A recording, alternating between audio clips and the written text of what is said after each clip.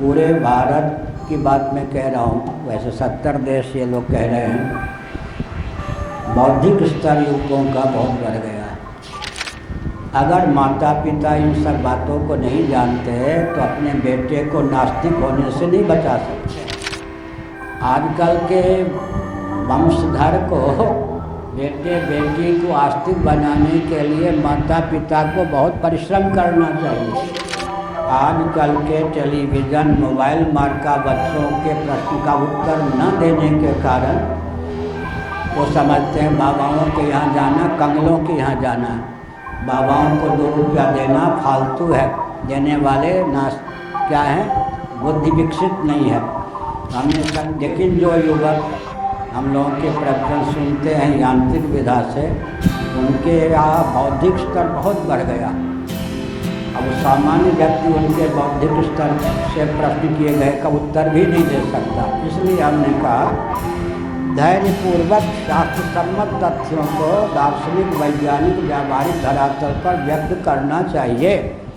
कथा सुनते हैं, सोचते हैं कि श्लोक में जितने भाव हैं उनको व्यक्त करने पर श्रोताओं का सर दर्द हो जाता होगा, श्रोताओं को न व्यक्त करने पर हमारा हृदय हमको कोसने लगता है कि श्लोक का भाव जानते हुए भी क्यों नहीं कहा। लेकिन धैर्यपूर्वक सुनना चाहिए। हमने बताया था अधिवेशन में, बहुत प्रसन्नता हमको है इस बात को लेकर कि भारत में जिन प्रांतों में जाते हैं विचार गोष्ठी में जो प्रश्न युवक लोग विशेषकर करते हैं, जो जिन्होंने हमको नहीं देखा साक्षात, हम जिनको जानते नहीं, देखे भी नहीं, हम समझ जाते हैं कि हमारा प्रवचन ये सुनते हैं। पूरे भारत की बात मैं कह रहा हूँ, वैसे 70 देश ये लोग कह रहे हैं, बौद्धिक स्तर युवकों का बहुत बढ़ गया है। इसका अर्थ क्या है, हम भी अगर घिसी पिटी बात इधर की उधर चुटकुले वाली बात कहते हैं, धन तो मिल जाता बहुत, ताली भी बजा जाती, सम्मान भी आज की अपेक्षा बहुत होता, लेकिन देश का क्या होता। इसलिए इन सब तथ्यों को रखना चाहिए। मैं एक संकेत करता हूँ, अगर माता पिता इन सब बातों को नहीं जानते तो अपने बेटे को नास्तिक होने से नहीं बचा सकते। बहुत बड़ी पीड़ा है वैदिक जी। जो आस्तिक दिखते हैं इनमें से कितने प्रतिशत व्यक्ति हैं, पोल पट्टी में किसी की नहीं खोलूँगा, जिनके बेटे भी आस्तिक हो। नास्तिक पिता साल में 4 बार मेरे पास आते तो 10 साल भी में नहीं दिखते। जो बच्चे लोग थे आज तो सयाने हो गए होंगे, 10 साल में भी नहीं दिखते। इसका मतलब आजकल के पिता में वो क्षमता नहीं है कि बेटे को आस्तिक बना सकें। कारण क्या है, टेलीविज़न मार्का मोबाइल मार्का जो बेटा हो रहा है, बेटियां हो रही हैं, वो उनके प्रश्न का उत्तर नहीं दे सकते, पिता माता भी नहीं दे सकते। इसलिए वो फालतू समझते हैं, बेकार है, ये समय बर्बाद करते हैं। बाबाओं के यहाँ कुछ धन दे जाते हैं, धन भी बर्बाद करते हैं, ये मूर्ख हैं। आजकल के वंशधर को, बेटे बेटी को आस्तिक बनाने के लिए माता पिता को बहुत परिश्रम करना चाहिए, नहीं तो उनके प्रश्न का एक दिन हमने पिछले साल कहीं बताया था। हिंदी में, इतिहास में, संस्कृत में एमए है, लक्ष्मी गौतम वृंदावन 3 विषय में एमए है, 2 विषय में पीएचडी है, हिंदी में और इतिहास में। प्रोफेसर है हिस्ट्री विभाग की। उसकी बेटी रांची में जज है। बेटी की बेटी छोटी सी आयु वाली वो बाएं हाथ से भोजन कर रही थी। नानी ने कहा कि शंकराचार्य को तुम मानती हो, मैं दर्शन कराने ले जाती हूँ, वो बुरा मानेंगे, दाएं हाथ से खाया करो। बेटी की बेटी उस समय 5 साल की रही होगी। उसने कहा नानी जी क्या कहते हो, ईश्वर ने जब दाएं बाएं दोनों हाथ दिए, बाएं हाथ का छूत है कि उनसे भोजन न करूं, दाएं हाथ से भोजन को कोई बात है? अब नानी जी भी 2 विषय में PhD, 3 विषय में MM, विश्वविद्यालय में प्राध्यापिका, बोल गई, उत्तर नहीं दे पाई। लो 5 साल की बच्ची ने जो प्रश्न कर दिया, 2 विषय में PhD, 3 विषय में MM, नानी जी। और ब्रजवासी नानी बहुत तेज होती हैं, ब्रज की देवियाँ, ब्रज की देवियाँ बहुत तेज होती हैं, उत्तर नहीं दे पाई। गौतम कुल की और तेज होती हैं, उत्तर नहीं दे पाई। अपनी बेटी को लेकर इसको समझाइए महाराज, मेरा तो दिमाग खराब कर दिया। हमने उसकी वकालत की बच्चों की, हमने कहा ठीक कहा।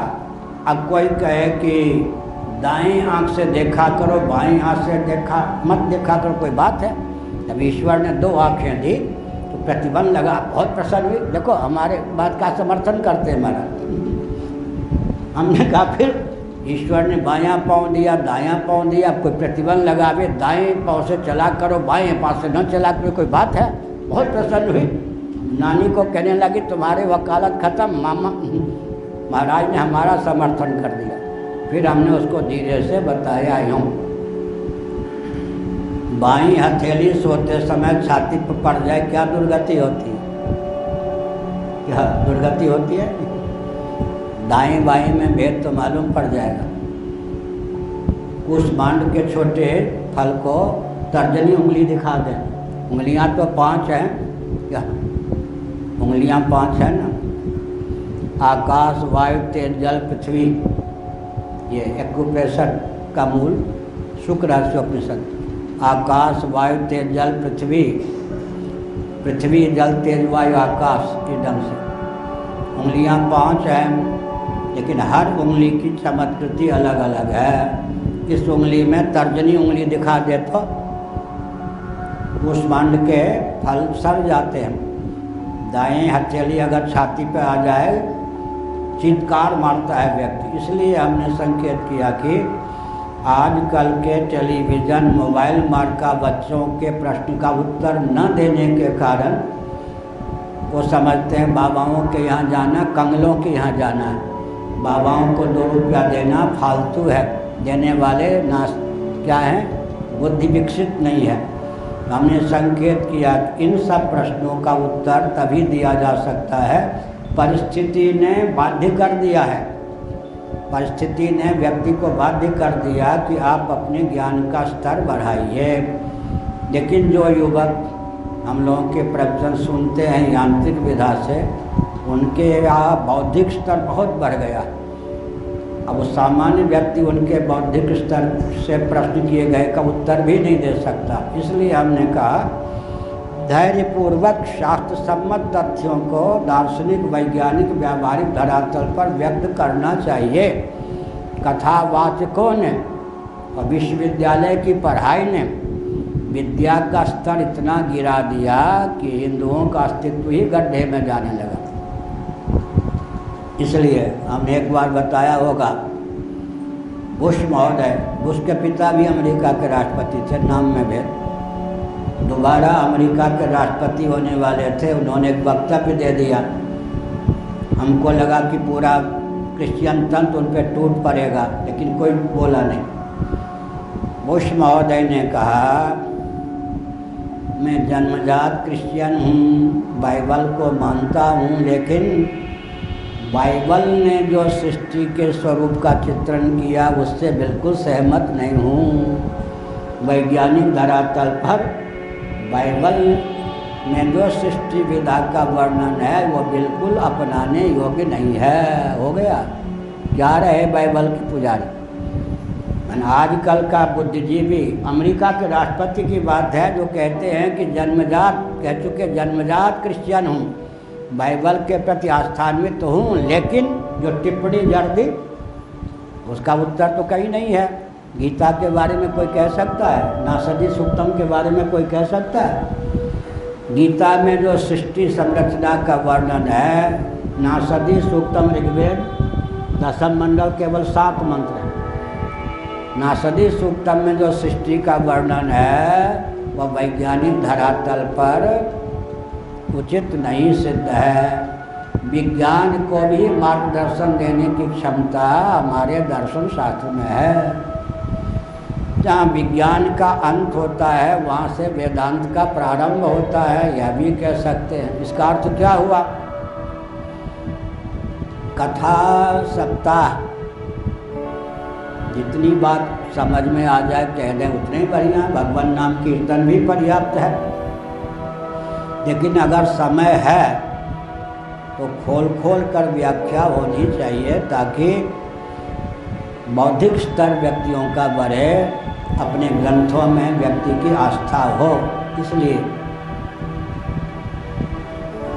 26 साल में 6ठे स्कंद तक पहुँचे हैं यहाँ। पहले 1.5 घंटा रोज कथा कहते थे, 26 साल में वो भी 5वें स्कंद के 6-7 अध्याय छोड़ देने पर